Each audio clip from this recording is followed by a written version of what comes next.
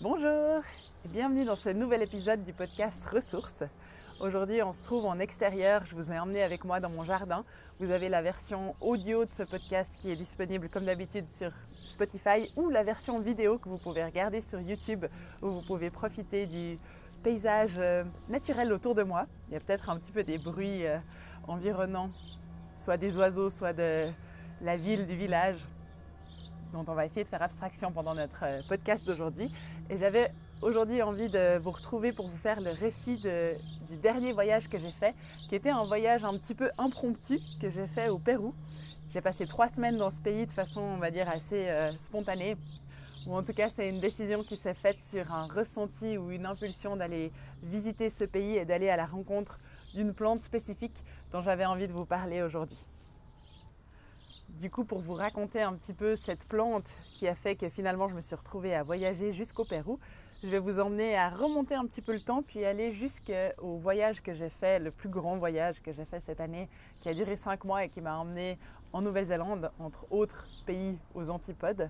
Et puis, vous raconter un festival auquel j'ai assisté en Nouvelle-Zélande. C'était un festival auquel j'avais envie d'aller. Ça faisait plusieurs années que je voyais passer les informations sur les réseaux sociaux et que c'était un endroit qui m'attirait.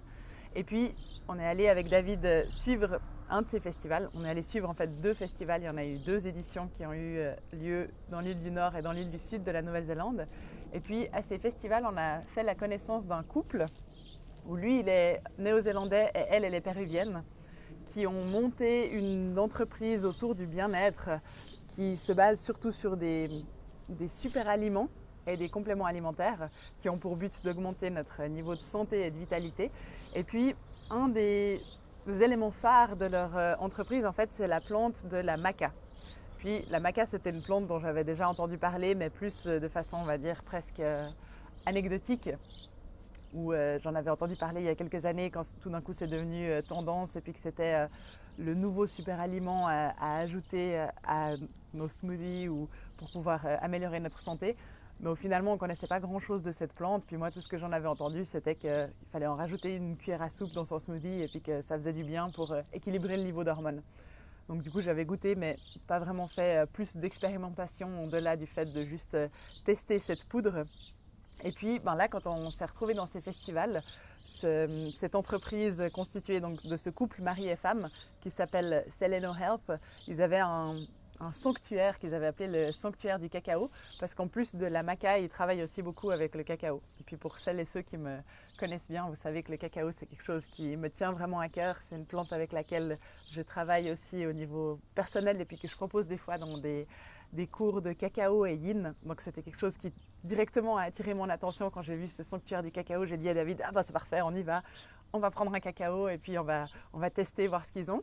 Puis on s'est retrouvés à écouter plusieurs workshops, plusieurs ateliers, plusieurs discussions et conférences qui étaient données par Corinne, qui est le monsieur néo-zélandais, qui est la partie on va dire scientifique de ce duo qui forment tous les deux. Donc lui, il a fait des études de biochimie et puis il travaillait pour une boîte de pharma et il a pu faire des analyses en fait au niveau de la composition biochimique de la maca pour comprendre un petit peu comment ça marche sur notre corps. Donc il avait cet élément scientifique assez captivant qui faisait qu'on avait envie de savoir un peu plus comment ça fonctionnait. Et puis il nous a parlé de son expérience personnelle avec la plante et de comment ça l'avait aidé personnellement à pouvoir surmonter certains obstacles auxquels il faisait face. Donc dans sa carrière d'académicien, il a eu beaucoup d'épisodes de fatigue chronique et puis il a fait face aussi à de la dépression qui a fait qu'il a dû prendre des médicaments. Puis au moment où il a rencontré sa femme au Pérou, qui elle est plutôt ancrée dans la tradition andine de ces plantes et de ces super aliments et surtout de la maca, il a commencé à lui faire prendre de la maca, puis petit à petit il a senti que son niveau d'énergie changeait, que son humeur changeait. Puis il a été vraiment fasciné par les effets qu'il a pu sentir sur lui, les différents bénéfices. Donc il a voulu investiguer, puis il est retourné en Nouvelle-Zélande avec des échantillons de différentes sortes de maca pour pouvoir les étudier et puis savoir en fait exactement qu'est-ce qui fonctionnait en fait dans cette plante. Puis du coup, tandis qu'il nous expliquait ça dans ces différentes conférences, puis nous on était tranquillement installés à boire notre petit cacao, on s'est dit mais ça a l'air vraiment génial cette plante de maca. Donc il faut vraiment qu'on teste. Donc on a acheté un petit paquet de maca qu'on a emmené avec nous. Puis pendant qu'on voyageait, tous les matins, on se faisait un cacao avec leur cacao qui est aussi délicieux. Mais ça, ce sera peut-être le sujet d'un autre épisode. Aujourd'hui, je voulais vous parler spécifiquement de la plante du maca. Et puis, on se faisait nos petits cacao et maca tous les matins. Et puis, ce qu'il expliquait dans ces différents ateliers, c'est qu'en fait, c'est une plante qui fonctionne plutôt sur la durée. Il y a certains aliments, certains compléments alimentaires qu'on peut prendre qui agissent directement. Puis la maca, c'est plutôt quelque chose qu'on prend sur la durée, puis ça agit comme une sorte, on va dire, ça crée un niveau de base de bien-être qui est plus élevé que ce qu'on a l'habitude, mais qui a besoin d'une forme de régularité. Donc il faut à peu près entre 4 à 6 semaines avant de sentir les premiers effets. Et puis on s'est dit, on va prendre cette plante, de toute façon on continue de voyager, on verra bien si ça marche. Et puis là où je trouve intéressant, c'est de partager mon expérience avec cette plante. Il y a 2 ans, j'ai traversé une période de vie difficile où j'ai l'impression d'avoir perdu beaucoup de mon énergie vitale, de ma motivation, de mon entrain et de ma joie. Et puis je ne m'étais pas rendu compte à quel point ça m'avait affecté en fait. Et j'avais l'impression de quand même petit à petit être en train de remonter la pente et de faire ce qu'il fallait pour pouvoir me retrouver. Mais vraiment, j'ai eu l'impression qu'au bout d'un moment, je pense que ça devait faire à peu près 6 semaines qu'on avait commencé à prendre de la maca tous les jours. J'ai vraiment eu l'impression que tout d'un coup, j'ai retrouvé comme une étincelle de joie à laquelle j'avais plus eu accès depuis très longtemps en fait. Puis j'ai constaté ça, puis j'ai partagé ça avec David, qui lui aussi a vécu pas mal de choses dans son cheminement personnel qui a fait qu'il avait l'impression de s'être aussi un peu perdu en chemin. Puis on s'est rendu compte qu'on avait l'impression d'être plus joyeux, puis d'avoir plus spontanément envie de rigoler et de quelque part prendre les choses un peu plus à la légère. Et puis on s'est dit, est-ce qu'en fait ce ne serait pas les effets de la maca, d'avoir cette sensation vraiment de... Moi ce que j'ai constaté le plus, c'était juste de joie en fait, de sentir de la joie spontanément et de me sentir plus, plus joyeuse, plus ouverte, plus vivante. Donc on s'est dit, franchement c'est quand même très très chouette d'avoir ce genre d'effet-là. Donc on a continué à prendre depuis cette plante de la maca. Donc on a commencé début janvier de cette année 2024. Et puis on est resté en contact avec ces gens qui vendaient la maca, puis ils les vendaient un peu partout en Nouvelle-Zélande dans les différents magasins bio. Donc on a pu restocker quand il y avait besoin. Et puis on savait qu'ils livraient aussi en Suisse, donc on s'est dit on pourra commander si jamais pour en avoir en Suisse. Et puis on a vu qu'ils avaient une formation en ligne pour justement expliquer beaucoup plus en détail le fonctionnement de la maca, de la production jusqu'à l'utilisation et les différents effets, vraiment à un niveau assez poussé au niveau biochimique dans notre corps. Que ça fonctionne avec le système des endocannabinoïdes dans notre corps. Et puis le composé biochimique actif du maca, en fait c'est quelque chose qui est unique au maca, qui a été appelé les macamides, mais qui ressemble en fait au système des endocannabinoïdes, donc sur lequel par exemple le CBD va fonctionner. C'est un peu la même idée, la même notion de fonctionnement dans les grandes lignes, pour vulgariser un peu. Donc du coup il y avait cette formation en ligne, et puis comme moi ça me fascinait, puis que j'étais vraiment ébahie par les effets que j'ai pu sentir sur moi, j'ai fait cette formation en ligne pour comprendre un petit peu plus comment ça fonctionnait. Et puis ce qui était intéressant, c'est que j'ai appris lors de cette formation qu'il y a plusieurs sortes de maca. Il y a notamment 3 couleurs principales. Et puis j'ai pu comprendre un petit peu comment elles fonctionnaient aussi au niveau de notre corps et au niveau des différents symptômes. Et puis après cette formation, ils nous ont annoncé qu'ils organisaient une retraite, une forme de retraite entre guillemets. C'était plutôt une aventure ou une expérience au Pérou avec la plante de la maca en juin. Et puis que l'idée c'était d'aller en fait loger dans la famille de leurs producteurs, de leurs agriculteurs, et puis de vivre vraiment dans cette immersion dans les Andes, comme si on était nous-mêmes les agriculteurs de la maca, et puis de voir tout le processus de production, comprendre comment ça fonctionne, comprendre comment ils préparent le sol, comment ils récoltent la plante, etc. Puis du coup, quand j'ai vu ça, j'ai vraiment senti cet appel de mes tripes, de me dire « Ah, mais ça a l'air incroyable, cette plante m'a tellement apporté, j'ai envie d'aller à sa rencontre dans son élément naturel et de pouvoir apprendre à la connaître et la côtoyer en allant au Pérou. » Donc voilà comment ça s'est fait, comment je suis rentrée de mon voyage de 5 mois, puis 2 mois après, j'ai décidé de partir au Pérou pour aller à la rencontre de cette plante. Mais pour moi, ça s'inscrivait vraiment dans la suite logique du chemin de découverte sur lequel je m'étais engagée en fait en partant dans ce voyage à la découverte du monde, mais aussi finalement à la découverte de moi au travers de ces différentes expériences et aventures du voyage. Donc du coup, je me suis retrouvée à partir au Pérou il y a presque un mois maintenant. en sachant qu'on allait aller vivre pendant une semaine dans les Andes avec cette famille d'agriculteurs et agricultrices. Et puis, c'est une plante qui pousse spécifiquement à peu près à 4000 mètres d'altitude. Et puis c'est ce qui en fait sa médecine en fait, c'est le fait de se trouver à ces très hautes altitudes. C'est en fait une plante qui appartient à la famille du radis, mais qui se trouve spécifiquement dans les Andes. Et comme on devait monter à 4000 mètres d'altitude, on devait s'acclimater parce qu'on ne peut pas monter directement à 4000 mètres, sinon le corps risque de mal le prendre. Donc on devait d'abord commencer par un palier dans la grande ville d'à peu près 500 000 habitants qui se trouve au fond de la vallée, mais qui était quand même à 3200 mètres d'altitude. Et puis ensuite, après avoir passé 2-3 jours dans cette ville, on pouvait monter dans le petit village où se trouve la ferme des producteurs de maca pour pouvoir commencer notre immersion, notre aventure avec cette plante. Et puis la petite anecdote dans cette histoire qui est rigolote, c'est que quand je suis arrivée au Pérou, en fait, mon sac à dos que j'avais en soute dans l'avion n'est pas arrivé.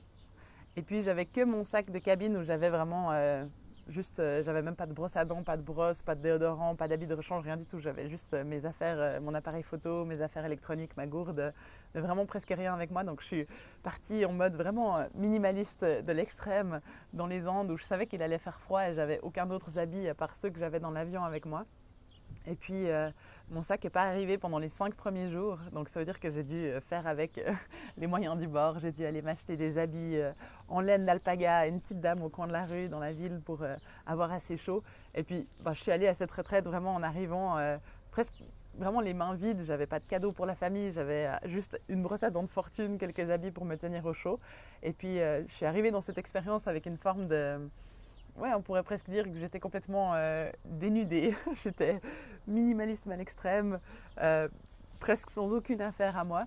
Et puis j'étais quelque part vraiment livrée à cette expérience, à devoir faire confiance que j'allais avoir assez chaud, qu'on pourrait me prêter des affaires, des habits, et puis que tout allait bien se passer finalement. C'était un point qui me tracassait un petit peu avant de partir, d'avoir froid. Puis du coup, je me suis retrouvée propulsée là-dedans parce que j'avais pas mes affaires et je pouvais pas faire grand-chose à part m'acheter 2-3 petites choses en attendant de recevoir mon sac qui allait arriver un peu plus tard, mais je savais pas exactement quand. Et donc du coup, on est arrivé dans cette famille le premier jour à 4000 mètres d'altitude. Et puis traditionnellement, dans les cultures des Andes, ils accueillent les gens au travers de chants et au travers de danses. On nous a donné des habits traditionnels à mettre pour pouvoir faire partie de la danse. Et puis, on nous a accueillis avec des chansons, avec des instruments de musique et puis surtout des feuilles de coca, qui est un élément très important pour les peuples andins parce que c'est ce qui leur permet de supporter l'altitude. En fait, c'est une plante qui donne de l'énergie. Des feuilles de coca qu'on a pris dans les mains, puis on a dû choisir les plus belles qu'on a ensuite rendues à Pachamama, à la terre-mère. Et puis des petits shots d'alcool fort qui font en général eux-mêmes, ou en tout cas c'est la distillation assez artisanale de l'alcool de sucre de canne, qu'ils utilisent aussi pour remplir un petit verre en donnant d'abord une partie de l'alcool à Pachamama, à la terre-mère, puis ensuite un shot qu'on boit en trinquant en fait avec la terre-mère. Donc on a été directement mis dans le bain de ce mode de vie andin, de cette culture des producteurs, des agriculteurs, avec les chansons, les danses, les rires, la joie, la bonne humeur, les feuilles de coca, l'alcool. Et puis ça nous a donné un peu un avant-goût de ce qu'allait être cette semaine passée en immersion culturelle dans leur maison. Et on était dans la maison familiale, donc où il y a les deux parents qui vivent, qui sont les producteurs de maca, qui s'appellent Florencio et Iraida. Et puis ils ont leur fils aîné, Heldi, qui travaille avec eux. Donc ils sont les trois à gérer toute la production de la maca. Puis ils embauchent de temps en temps des gens quand il y a besoin, par exemple pour la récolte, d'un peu plus de main d'œuvre. Mais autrement, ils gèrent vraiment tout seul, toute la production. Ils produisent à peu près entre 10 et 12 tonnes de maca par année, donc ce qui est énorme pour dire que c'est que 3 personnes et que la plupart du travail se fait à la main. Mais ça, on va le découvrir pendant la suite de la semaine. Justement, l'idée c'était qu'on puisse mettre la main à la pâte, nous en tant qu'occidentaux, en allant vivre cette expérience. Et puis, du coup, donc, on se retrouve dans cette maison typique des Andes où tout est construit pour un mode de vie où on est à moitié à l'extérieur la plupart du temps.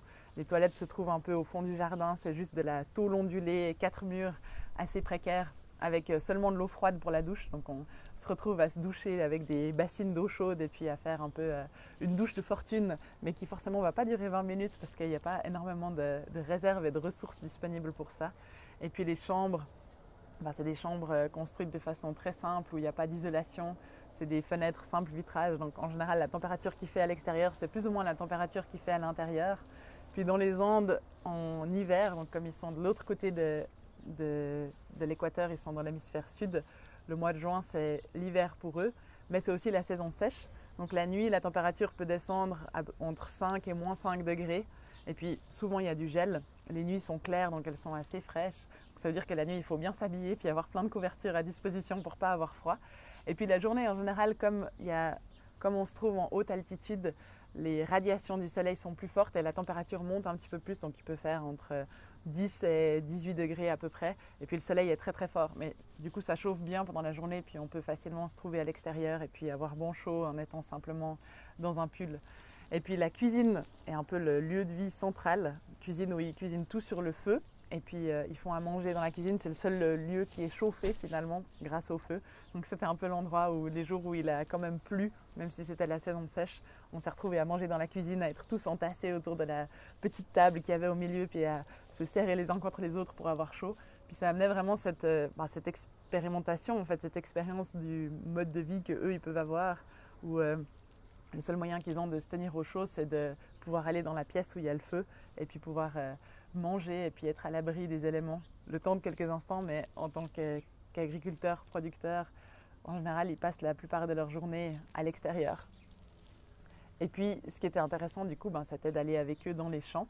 Ils ont plusieurs champs de maca qui sont disséminés un peu tout autour de ce petit village d'altitude qui se trouvait à 4000 mètres, le village. Puis les champs de maca étaient un petit peu plus haut, à peu près à 4200 mètres. Puis on est allé dans les champs, puis chaque fois qu'ils rentrent dans un champ de maca, ils ont ce même rituel que celui avec lequel ils nous ont accueillis, où ils sortent des feuilles de coca, choisissent les plus belles feuilles qu'ils offrent à Pachamama en faisant un petit creux dans la terre, un petit trou dans la terre, mettent les feuilles de coca dedans. Et puis ensuite, ils boivent de l'alcool de canne en donnant d'abord à Pachamama, puis en buvant ensuite eux. Puis ça, c'est le rituel à chaque fois qu'ils rentrent dans le champ, comme pour demander la permission en fait à la terre-mère de pouvoir rentrer, de pouvoir aller travailler la terre et puis d'aller voir simplement ce qui se passe dans le champ. Donc on a pu aller à la rencontre de la maca, à la rencontre de tous ces rituels et processus qui font partie de leur quotidien. Et puis le point phare, vraiment, ça a pu être d'aller récolter la plante de la maca, parce qu'on était au moment de la récolte, justement pour ça, pour pouvoir sortir les bulbes de terre et puis voir à quoi ressemble la plante dans son environnement naturel, de voir dans quel milieu elle grandit. Donc du coup, le jour de la récolte, on est tous montés à l'arrière du pick-up. On s'est assis dedans avec nos petits outils pour aller faire la récolte, puis on est monté dans les champs à 4200 mètres d'altitude en allant dans les petits chemins un peu sinueux. Heureusement, c'était un 4x4 qui permettait d'aller un peu dans les terrains accidentés. On est arrivé au champ, on a pris nos petites feuilles de coca, fait notre offrande à la terre, bu notre petit shot d'alcool qui à 8h du matin, je dois avouer, passe pas forcément très très bien. Mais comme on était là pour vivre une expérience culturelle, je me suis dit que de toute façon, l'important c'était de vivre l'expérience et puis voir comment on sentait les choses. Et puis on a commencé notre récolte de maca. Traditionnellement, eux, ils le font à pieds nus pour être en contact avec le sol, avec la terre. Et comme il fait bon chaud la journée, en fait, c'était pas dérangeant d'être à pieds nus dans les champs, avec un petit pic qu'ils utilisent pour gratter la terre, puis une main qui vient chercher le bulbe dans la terre. Puis on reconnaît en général la plante à la rosette, les petites feuilles qui sortent de la terre, comme ça, qui s'étalent un petit peu sur la terre. On sait qu'il y a une plante de maca dessous, un bulbe. Donc du coup, on va gratouiller là, on reconnaît les feuilles de la rosette pour pouvoir ensuite sortir le bulbe de la terre. Et puis, du coup, on s'est retrouvés dans ce champ à gratouiller la terre et puis sortir les bulbes de maca. Et il y a 3 sortes de maca, comme je l'ai mentionné tout à l'heure. Il y a 3 couleurs, en fait, 3 couleurs de bulbes. Il y a la maca jaune, qui est la forme la plus courante, ça représente à peu près 60% des récoltes. La maca jaune qui est aussi traditionnellement utilisée comme la plante d'usage, on va dire, global, qui peut être prise à tous les âges, qui fonctionne assez bien pour, on va dire, une utilisation générale pour aider l'organisme à rester dans un bon état d'équilibre, d'homéostase. Et puis ça, c'est celle qu'on trouve le plus quand on fait la récolte. Puis après, il y a la forme de maca rouge, qui est aussi entre rouge, rose, violacé, il y a des fois des dessins aussi un petit peu différents. Et puis cette plante de maca rouge, elle constitue à peu près 30% des récoltes. Puis en général, c'est la plante qu'on utilise plus pour tout ce qui est en lien avec les problématiques liées au cycle, au sang, surtout aux femmes, et puis aux notions de stress et d'anxiété pour tout ce qui est plutôt du niveau, on va dire, mental et émotionnel. Et puis la troisième sorte de maca qu'on a pu trouver dans les champs, c'est la maca noire qui, elle, est la plus rare. Ça constitue à peu près 10% des récoltes. Et puis la maca noire, elle est plutôt utilisée en général avec ce qui a lien avec la fertilité, la libido, la performance sportive, le côté, on va dire, plus physique du corps, dans un sens d'avoir plus d'énergie. Et puis aussi tout ce qui est en lien avec les fonctions cognitives, la mémoire, la réflexion, etc. Et puis, du coup, on récoltait ces différents bulbes de maca, vraiment dans le processus traditionnel où on les sort de terre, on les met dans le filet, dans le sac. Puis une fois qu'on a un sac complet, on doit encore nettoyer les bulbes pour enlever la terre qui se trouve dessus. Donc pour faire ça, on met simplement une certaine quantité de bulbes de maca, à peu près 3-4 kilos dans un grand filet. Puis il y a 2 personnes qui tiennent l'extrémité du filet, puis qui vont secouer pour faire voyager la maca de droite à gauche, pour faire sortir la terre et puis les nettoyer. Puis une fois que la maca est nettoyée, on la met dans des grands sacs, des sacs qui, une fois remplis, font 80 kilos, donc qui sont quand même assez costauds. Puis ensuite, on prend ces gros sacs, on marche jusqu'à la voiture pour les mettre dans la voiture. Donc vous pouvez imaginer qu'à 4000 mètres d'altitude, 4200 mètres d'altitude, ça fait beaucoup de travail physique de porter des charges lourdes et puis de bouger dans tous les sens. Et c'est pour ça qu'ils prennent des feuilles de coca, parce que ça aide aussi avec l'adaptation à l'altitude. En tout cas, c'était une bonne expérience pour pouvoir voir un peu ce que ça fait aussi au niveau du corps, d'aller travailler dans des conditions finalement assez difficiles, d'aller travailler dans les champs et puis de vraiment passer la journée à l'extérieur à s'occuper de cette plante en fait. Puis une fois qu'on a ramené la maca des champs jusqu'à l'endroit de séchage, on va laisser la plante au soleil pendant 3 mois pour qu'elle puisse sécher. Donc vous avez vu la taille des bulbes de maca, ou si vous n'avez pas vu, vous pouvez regarder sur les petites images associées à la vidéo. C'est à peu près, on va dire, 3-4 cm de long pour les plus grosses, peut-être 5 si vraiment on tombe sur un bulbe qui est assez costaud. Et puis on les laisse sécher ensuite au soleil, parce que c'est ça qui va permettre de développer l'élément vraiment médicinal de la plante en fait, paradoxalement. Elle pousse déjà dans des conditions assez difficiles à 4000 mètres d'altitude, elle doit aller puiser ses nutriments dans le sol, et puis ensuite c'est le fait de la sécher au soleil à 4000 mètres d'altitude où il y a beaucoup moins d'oxygène qui rend les radiations du soleil beaucoup plus importantes. Donc il y a beaucoup plus d'ultraviolets qui vont pénétrer dans la plante. Ça va permettre de sécher le bulbe et puis ça va augmenter son taux de macamide. Donc comme je vous ai dit, ce composé biochimique qui donne justement son côté médicinal à la plante du maca. Et donc pendant 3 mois, ce qu'ils vont faire, c'est qu'ils vont étaler la maca sur des grandes couvertures noires en plastique, des sortes de bâches, la laisser au soleil. Pendant la nuit, ils recouvrent pour pas que le gel endommage trop les bulbes, parce que la nuit, la température redescend entre 0 et -5, donc il y a du gel qui s'invite et puis la température descend assez bas, ce qui fait que l'eau à l'intérieur de la maca va se cristalliser. Puis ensuite, ils rouvrent les couvertures pour que le soleil puisse aller continuer de sécher les bulbes pendant les 3 mois de séchage. Et puis ça fait que la plante perd à peu près 40% de son volume. Puis une fois qu'elle est sèche et toute dure, un peu comme des petits cailloux, ben là ils vont venir la remettre dans des sacs et puis transporter les sacs à l'usine qui se trouve à Lima, donc redescendre au niveau de la mer, amener ça à l'usine pour que ce soit processé, où là ce sera trié par couleur et puis ensuite la plante sera pulvérisée, mise en paquet et puis ensuite expédiée pour être prête à être consommée. Donc voilà le processus de la plante de la maca. Là, on a juste l'idée de la récolte jusqu'à la poudre, mais en fait, en vrai, ça prend beaucoup plus de temps que ça parce que le sol doit être reposé. On doit laisser le sol en jachère pendant à peu près 7 à 10 ans à chaque fois qu'on plante dans un champ. Donc c'est un processus en tout qui prend une dizaine d'années pour arriver à un bulbe de maca. Donc ils ont plein de champs dans les alentours du village et puis une année, ils vont planter dans un champ. Puis pendant 10 ans, ils laissent ce champ se reposer, ils laissent la vie, la nature reprendre son cours, le sol se réenrichir en nutriments. Puis 10 ans plus tard, ils vont pouvoir replanter la maca. Et du moment où ils plantent les graines de maca dans le sol, ça prend à peu près 9 mois jusqu'à ce qu'ils puissent faire la récolte. Donc ils plantent juste au début de la saison pluvieuse qui commence entre septembre et octobre. Et puis ils laissent la plante pousser, puis ils vont récolter ensuite au mois de juin, une fois que la plante a suffisamment poussé, pendant la saison sèche, pour pouvoir ensuite bénéficier de ces 3 mois de saison sèche pour que ça sèche la plante et puis qu'elle puisse vraiment avoir cette activation de son côté médicinal pour pouvoir ensuite en faire de la poudre. Donc on peut imaginer que 10 ans pour la production d'un seul bulbe de maca, c'est quand même assez long. Donc en tout cas, moi je trouve que ça m'a vraiment donné une appréciation encore plus grande de cette plante incroyable qui pousse déjà à une altitude tellement élevée dans des conditions difficiles puis qui en plus requiert autant de temps et d'attention pour pouvoir atteindre son potentiel médicinal. Donc de façon générale, ça a été pour moi une expérience vraiment hyper enrichissante et qui m'a aussi beaucoup ramené les pieds sur terre, de comprendre la dureté de la vie de producteur, d'agriculteur, comprendre le dévouement qui va dans la production de cette plante. Ils ont vraiment dédié leur vie entière à ça. Ils produisent que de la maca. Ils produisent aussi d'autres types d'aliments, mais pour leur consommation personnelle, des pommes de terre, de l'orge, etc. Mais ce avec quoi ils gagnent leur vie, en fait, c'est la production de la plante de la maca. Et ça a été vraiment un bon moyen pour moi d'ouvrir les yeux sur les conditions de vie de gens dans d'autres parties du monde et puis de pouvoir prendre part à ce mode de vie pendant une semaine et puis comprendre un peu plus comment les gens vivent, à quoi ressemble leur quotidien, tout ce qu'ils composent. Et ça a été vraiment une expérience incroyable de pouvoir partager ça avec Florencio et Iraida.